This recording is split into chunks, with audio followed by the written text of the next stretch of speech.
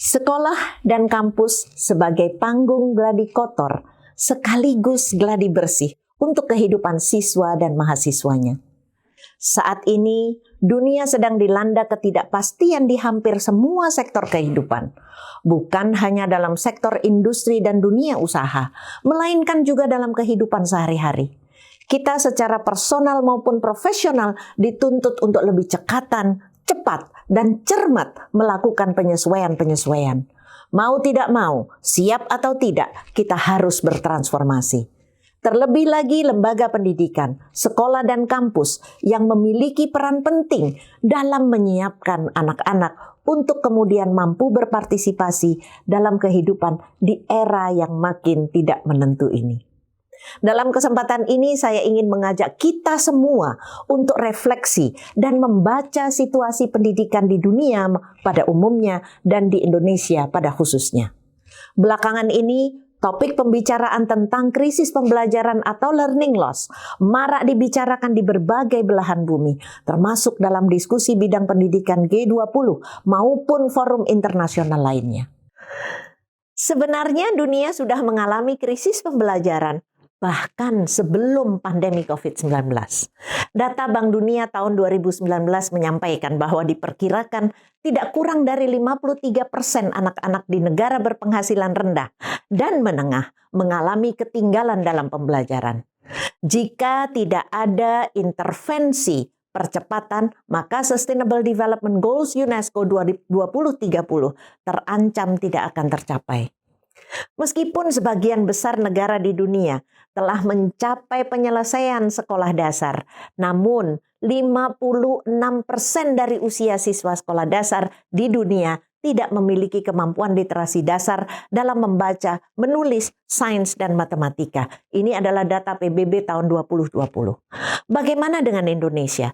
Tingkat literasi membaca, menulis, sains, dan matematika anak Indonesia sampai tahun 2018 berdasarkan hasil PISA masih berada pada urutan 71 dari 77 negara OECD. Indonesia masuk dalam kelompok skor di bawah 450, yaitu skor 382, dan skor tertinggi di atas 500. Ini menunjukkan bahwa Indonesia mengalami kurangnya kemampuan literasi, baik literasi sains membaca maupun matematika, dan bahkan skor ini menurun dari tahun 2015. Hal ini tentu saja mengkhawatirkan, karena tingkat literasi seseorang akan menentukan keberhasilannya dalam kehidupan. Sebagaimana kutipan yang ditulis oleh Kofi Annan, bahwa literacy is a bridge from misery to hope.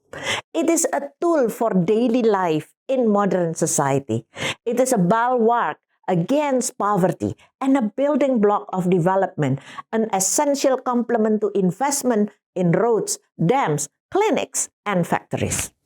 Namun demikian, kita harus tetap optimis bahwa upaya kolektif seluruh komponen bangsa, terutama pemangku kepentingan pendidikan, akan memungkinkan kita untuk menyiapkan anak-anak agar mampu berpartisipasi dalam kehidupan saat ini dan masa datang. Annette Dixon, Wakil Presiden Human Development Bank Dunia mengatakan, tidak ada kata terlambat bagi kaum muda untuk memiliki kesempatan belajar. Kaum muda kita layak untuk dilengkapi dengan keterampilan yang mereka butuhkan untuk berkembang di dunia kerja yang semakin menuntut dan tidak pasti. Mengingat bahwa siswa hari ini akan menjadi warga negara dan pemimpin masa depan, pendidikan yang relevan sangat penting untuk mengubah aspirasi menjadi kenyataan. Pada tahun 2021, UNESCO menerbitkan sebuah laporan dari Komisi Internasional dengan judul Reimagining Our Futures Together, A Social Contract for Education. Buku ini membahas beberapa hal penting yang perlu dilakukan oleh pemangku kepentingan pendidikan di seluruh dunia. Salah satu yang saya anggap penting untuk saya kutip pada kesempatan ini adalah bahwa reimagining the futures together membutuhkan pedagogi yang mendorong kerjasama dan solidaritas.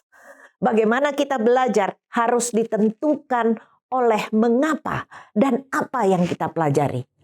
Komitmen dasar untuk mengajar dan mengutamakan hak asasi manusia berarti bahwa kita harus menghormati hak-hak siswa dan mahasiswa, yaitu mendapatkan kesempatan untuk dipersiapkan menghadapi kehidupan pada zaman mereka.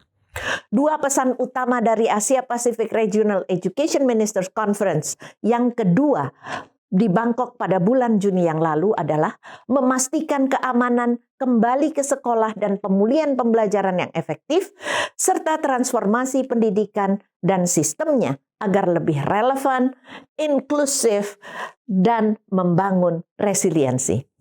Kedua pesan tersebut berpangkal pada kebijakan-kebijakan pemangku kepentingan, namun bermuara akhir di ruang kelas, di mana anak-anak pada pendidikan dasar dan menengah, panggung latihannya adalah di sekolah, dan pendidikan tinggi, panggungnya ada di kampus. Seluruh kegiatan di sekolah dan di kampus adalah panggung gladi kotor sekaligus gladi bersih untuk kehidupan. Saat ini Indonesia dengan satu kebijakan besar, Merdeka Belajar, episode 1 sampai episode 22, mengisyaratkan proses pendidikan di sekolah dan di kampus untuk bertransformasi bersama. Prinsip utama Merdeka Belajar adalah fokus pada materi esensial dan pengembangan kompetensi siswa pada fase mereka. Belajar lebih bermakna, mendalam, menyenangkan, lebih relevan, dan interaktif. Memberi keleluasaan lebih kepada siswa, guru, dan sekolah dalam memilih pembelajaran yang sesuai. Tiga pesan tersebut memberikan isyarat kepada kita semua pendidik bahwa sesungguhnya transformasi itu ditentukan oleh keputusan guru, dosen, kepala sekolah, dan pemimpin prodi yang berperan langsung secara teknis di dapur proses penyiapan lulusannya. Diharapkan mereka terus-menerus melakukan refleksi terhadap pengorganisasian proses mendidik dan membelajarkan. Proses mendidik dan mengajar di pendidikan dasar dan menengah pertama seyogyanya fokus pada pengembangan literasi baca, sains, dan literasi numerasi. Pada tingkat menengah atas tetap melanjutkan proses dari pendidikan di bawahnya, namun dengan penekanan kepada pengetahuan yang langsung akan dibutuhkan mereka di pendidikan tingkat perguruan tinggi dan dunia kerja untuk siswa pendidikan kejuruan. Pengetahuan yang diajarkan pada tingkat pendidikan dasar dan menengah ini adalah jembatan untuk membangun kemampuan berpikir kritis, kreatif, dan mampu menyelesaikan masalah, berkomunikasi, dan berkolaborasi. Melalui proses belajar dan mengajar yang efektif, guru dan dosen mengajarkan dan memodelkan perilaku profesional yang menjadi tuntutan dunia kerja dan industri pada abad 21 ini. Guru dan dosen memberi ruang kepada dirinya sendiri untuk terus belajar, berefleksi, dan bertransformasi agar makin percaya diri dan makin kompeten dalam menyiapkan siswa dan mahasiswanya untuk berpartisipasi dalam kehidupan personal maupun profesionalnya kelak. Jadi mereka tidak sekedar bangga membawa tiket berupa ijazah dan sertifikat untuk masuk di arena kehidupan dunia kerja. Namun karena kompetensinya minimalis, akhirnya tidak mendapat porsi bermain sesuai tingkatnya. Sebagaimana tagline pada Education Working Group G20 Indonesia Presidensi, gotong royong.